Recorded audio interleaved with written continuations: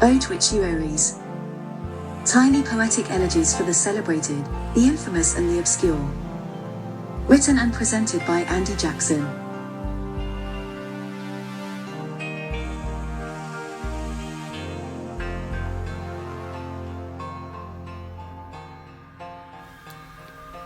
Welcome to the first Otwituaries podcast for the month of April 2023.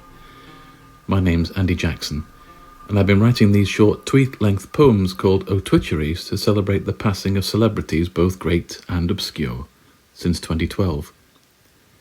They try to capture something of that person in up to 280 characters. The only qualification is that the person has to be someone whose contribution to the world has had an influence on me, however minor. There are now nearly 800 of them. They aren't necessarily great poems, but they do come from the heart. The obituaries are published soon after the person dies, sometimes only an hour or two after the news breaks as a kind of instant response. They appear initially on Twitter, Facebook and Instagram, and then are gathered on the Otwituaries blog at otwituaries.blogspot.com. Please do follow them if you feel inclined, and the spelling is Otwituaries,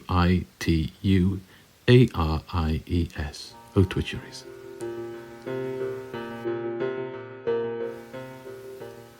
When I was at primary school, I had a set of top trumps. Lots of kids did.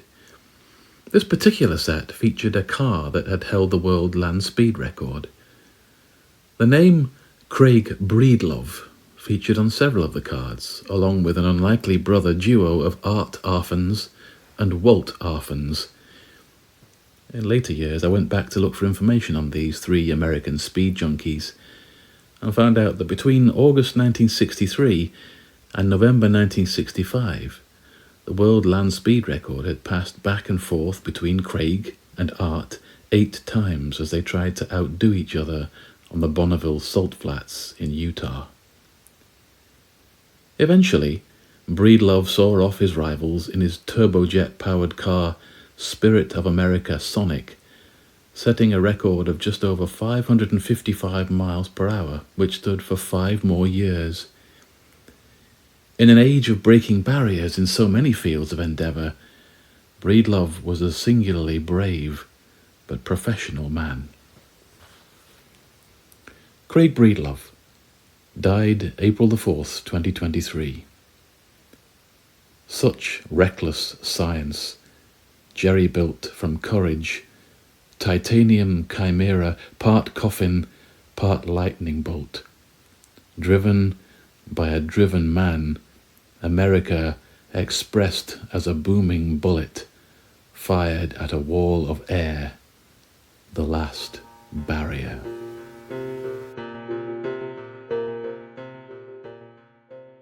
I don't know much about fashion. If you'd met me, you'd know that. But I don't need to be an expert to know how influential Mary Quant was. Her designs revolutionized women's style in the swinging 60s, and her influence on how women dress, then and now, was liberating. There was a fantastic retrospective of her designs at Dundee's V&A Museum the other year, which gave this scruffy boy a glimpse into the imagination of one of the world's great fashion innovators. Mary Quant died April the 13th, 2023. From austerity came geometry, raising the hemline of the world, clothing the kinetics of desire in PVC and polka dot, cut like op art to a new shape, the future.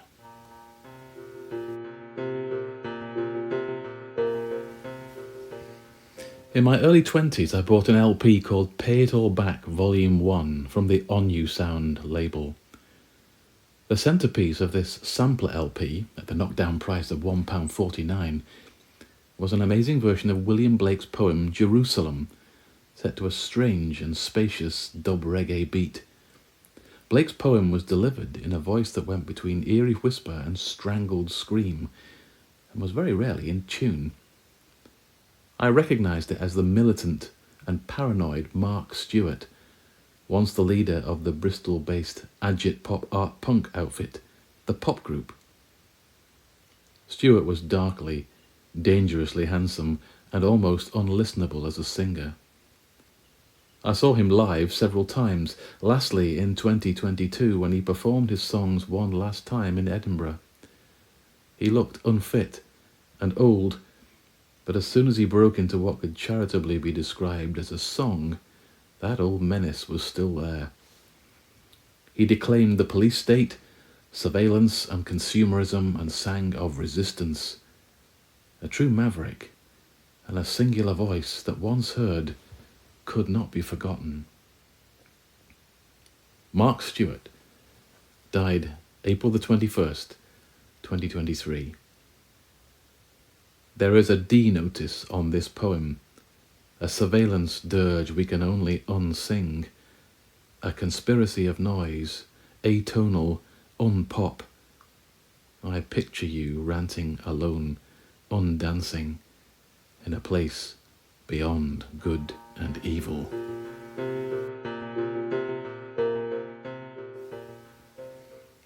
My Uncle Jack's 70th birthday party was in the back room of our family local, known to all in my hometown as the Top House.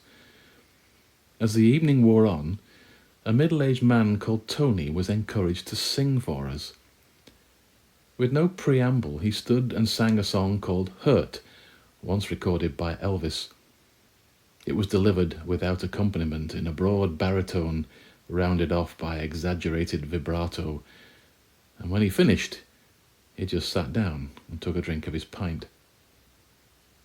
This was all back in the 1980s. I was a big fan of Caroline Aherne and Craig Cash's sitcom The Royal Family. I had come from the same streets in Manchester, which the comedy brought to life so vividly, and recognised immediately the various characters that came and went through the royal front room. Sometimes popping in through the back door was the bumbling, taciturn character of next-door neighbour Joe, played by familiar northern character actor Peter Martin, who mostly came into the kitchen, said next to nothing, and then shuffled off. In one episode, Joe quietly launched into a mournful and sentimental song delivered in that same exaggerated vibrato of the pub singer I had heard at my uncle's birthday party. That moment of unexpected pathos still brings a tear to my eye whenever I watch the repeats. Here's to you, Peter, and to my Uncle Jack. Peter Martin died April the 19th, 2023. You were written small, a line or two in the ensemble of Norse, a quiet soul at the back door who lets themselves in and one day, without warning, bursts into song.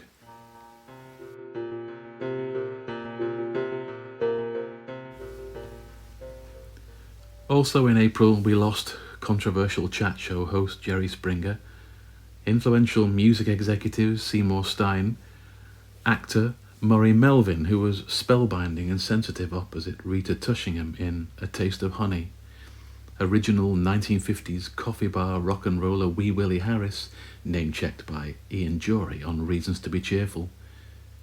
Also gone are Calypso king and civil rights activist Harry Belafonte, Australian comic legend and creator of Dame Edna and Celeste Patterson, Barry Humphries, and everyone's favourite Strictly judge, Len Goodman. Check out their Otwituaries at otwituaries.blogspot.com. That's OTWITUARIES.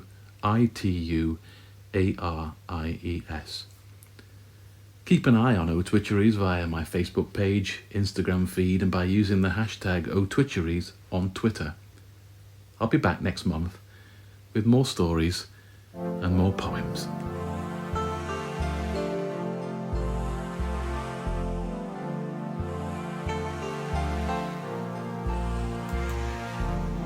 You've been listening to Otwituaries, a monthly selection of tiny poetic elegies for the celebrated, the infamous and the obscure.